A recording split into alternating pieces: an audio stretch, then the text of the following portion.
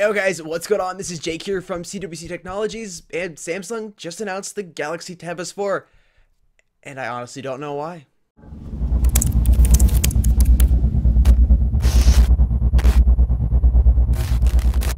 Okay, I want to start out by saying I really like Samsung as a company. I actually have a Galaxy Note 8 here. This has been my main smartphone for almost a year now, and I don't even want to upgrade, which is really rare for me. Like, the nerd of me wants to upgrade, but it's not because my phone is really slow or anything. It's still performing very, very well, almost as good as the day it came out of the box. I've owned a Galaxy S3, almost bought a S5, almost bought a Note 4, had an S7, actually had two Galaxy S7s. That's a completely another story though. So I don't hate Samsung, but the Galaxy Tab S4 is just mind-boggling to me why they would do this. Okay, so on paper, the Galaxy Tab S4 doesn't really look that bad. It's a 10.5-inch tablet with quad stereo speakers, and off the top of my head, I can't think of any tablets that have a 10.5-inch display and quad stereo speakers on the market at all, so that's good. It has the ability to use Samsung DeX, which Samsung DeX is Samsung's kind of desktop software, kind of Chrome OS software, but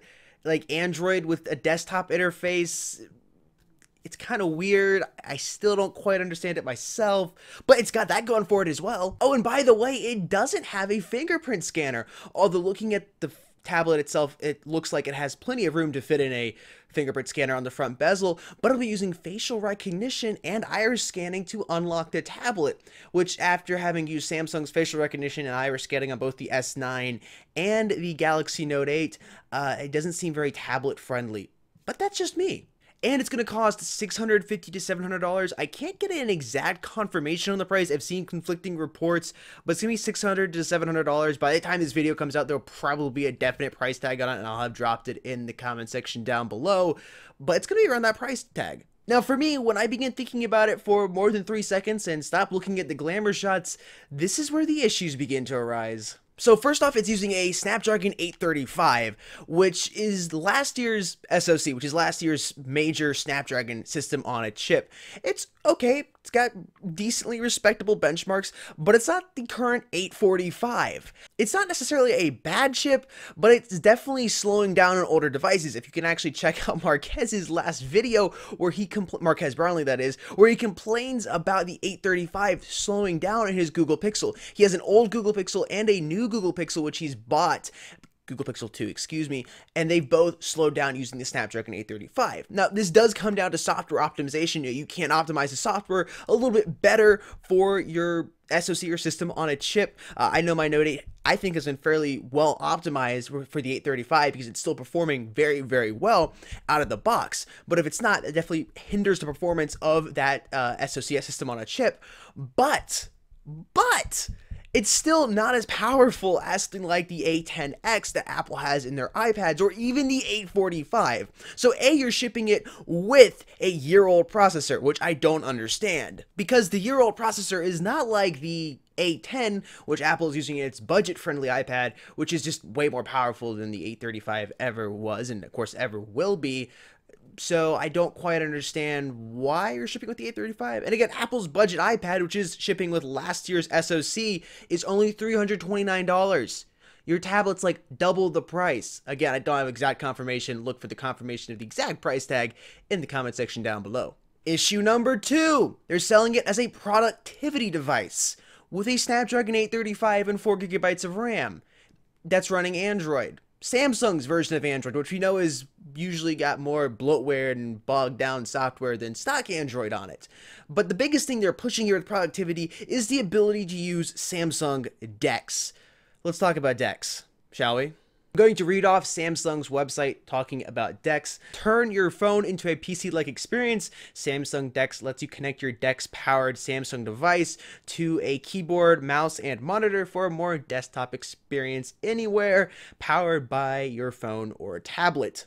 And from what I can tell, Samsung DeX is heavily marketed towards those that use Office 365 or Microsoft Office on a daily basis. So Microsoft PowerPoint, Word, Excel, etc., etc., which This is just my issue here. You're spending $600 to $700 on the tablet, plus you have to buy the mouse, keyboard, and monitor to use all of this, to use the hardware, to use DeX hardware to run Microsoft Office on, which you probably already have a PC or laptop that can do that. And by the time you've bought all of that, you've almost spent $1,000. And you can buy a great Windows laptop with a quad-core CPU and a decent GPU for $1,000 that can run those programs natively on Windows, which is what they were originally designed for. Oh, and did I mention it has a Snapdragon 835, last year's Snapdragon SoC, and 4 gigabytes of RAM? Issue number 3, Google is fading out Android tablets altogether. Okay, yes, it's great we still have an Android tablet option in today's day and age in 2018, but Google is fading out Android tablets. We know this based on them being no longer available in the Google Store. Also, when they released the Pixelbook last year, it runs Chrome OS. There was no Pixel device or tablet sized device running Android. There was the Pixel devices which ran Android. They were smartphone, the Pixel 2 and Pixel 2 XL, and then the Pixelbook, which ran Chrome OS.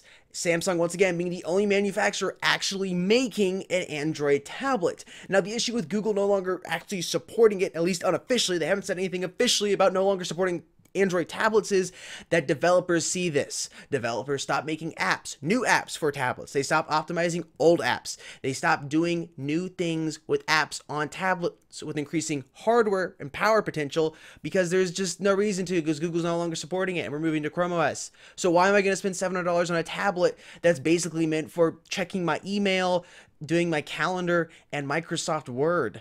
I mean, I guess if you have the money to burn and you really want a tablet to watch Netflix on, then this looks like a pretty good choice. It's got a nice AMOLED display and a quad stereo speaker setup with AKG and Dolby Atmos support, which would be nice for the speaker side of things.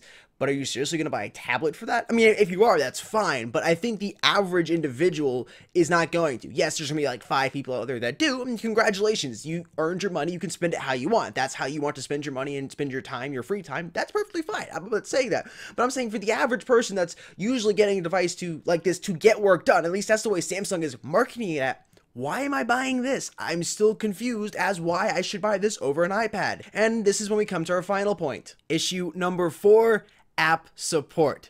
Google's phasing out Android tablets. We already said that, which means no new apps will be developed specifically for Android tablets. And any apps that aren't optimized already for Android tablets, which there are a ton that are not properly optimized, are not going to be optimized. So you're just stuck with apps not properly optimized for Android. And there's going to be no new Android apps taking advantage of all that power on your tablet. I mean, the 835 doesn't offer too much, but, you know, when you look at an iPad, at least there's apps out there that take advantage of the iPad's power, like Affinity Photo, Affinity Designer, and Photoshop. The full desktop version of Photoshop is coming to iOS, specifically on iPad, in 2019. Yeah. So yeah, our tablets are getting more and more powerful, and yes, more people are using tablets to replace their laptops or desktop computers, or at least replace some of the stuff we would normally do on our laptops or desktop computers, and I know I definitely am. I'm using an iPad Pro 10.5 inch here. I absolutely love it. This tablet has changed my opinions on tablets 100%. I can't say enough good things about it. I really, really do like this tablet, and I've never been a tablet fan. I owned an iPad Air 2, I've had a couple Android tablets, but this tablet has definitely changed my mind on how I view tablets as a whole and what they can do. So what I see the Galaxy Tab S4 being good for is watching movies on and Netflix because of the speaker array and the AMOLED display, checking my email, doing a little bit of web surfing, updating my calendar, and working on an Excel spreadsheet when I'm not at work. Now, that tablet is pretty expensive at around, again, I don't have the exact confirmation on the price, that will be in the comment section down below, $600 to $700 without the keyboard or mouse accessory to take advantage of DeX and be able to use an Excel experience on your tablet that feels more traditional. That's still a lot of money. That's almost double what the budget iPad is, which is $329. And again, Samsung is directly competing with Apple here in the tablet space with the Galaxy Tab S4. So the $329 iPad does all of that for almost half the price of what Samsung's tablet will do. Not even considering the price of the Galaxy Tab S4, it has a glass back and a glass front, which means I can crack both the front and the back, which means I now have to worry more about breaking my tablet, and I just don't want to have to worry about that. Sliding into bag becomes more of an issue. Is it properly placed in there? Is it going to scratch that back? It's just not good in my opinion, especially when that glass back offers me nothing other than the feel and look. Now, speaking of the Galaxy Tab S4's price, it's kind of right there with the 10.5-inch iPad Pro, which has the A10X Fusion chip, which is ridiculously powerful. It benchmarks close to MacBook Pro 13 computers. That is very, very impressive. And with proper optimization of the apps for iOS and the system on a chip that is the A10X, you can get some very impressive performance out of apps like LumaFusion, Affinity Photo, Affinity Designer, Lightroom. I mean, Lightroom works better on my iPad than it does on my Alienware laptop with a quad-core i7 and a GTX 1070 GPU. It works better on my iPad. Affinity Photo also works better on my iPad than it does on the desktop that I have, the Alienware laptop, with the specs I just said. Because Apple has worked with the developers to code their app specifically for their iPad and take advantage of all of the power that it has, and it works wonderfully well. And if I'm looking to spend that much money on a tablet, I'm probably going to be doing some type of content creation on my iPad. And there are no apps on the Google Play Store that are great for content creation, or at least some more advanced work. If you just want to fool around with some video editing and, use PS Touch and Lightroom, well, you can. They don't have a lot of features and they don't work well because they're not properly optimized. But I can spend that much money on an iPad and get an amazing experience that can honestly rival some of the stuff I do on my laptop. I keep turning more and more to my iPad to do some work on my iPad because it works better and it's just overall smoother. I never thought I would say that. With all that being said, why would you buy the Galaxy Tab S4? And I'm being serious here. Are any of you considering buying the Galaxy Tab S4? Did you buy the Galaxy Tab S3? Have you enjoyed it? Am I wrong here? Is there actually a market, a pretty big market for Samsung? I just don't see it. Whether it's for the average worker who's using PowerPoint, they're not going to like this tablet. It's just not for them. Whether it's for the student that's going to be taking notes, it's just not for them. Whether it's the person that wants to replace their laptop with a budget tablet and check their email, update their calendar, and watch some Netflix on it, it's not for them. Or if it's somebody that wants to work on content creation on the go, do some photo edits out in the field right after some photos have been taken, or maybe you want to do all your photo edits on an iPad. I don't know, but the Galaxy Tab S4 is definitely not for you.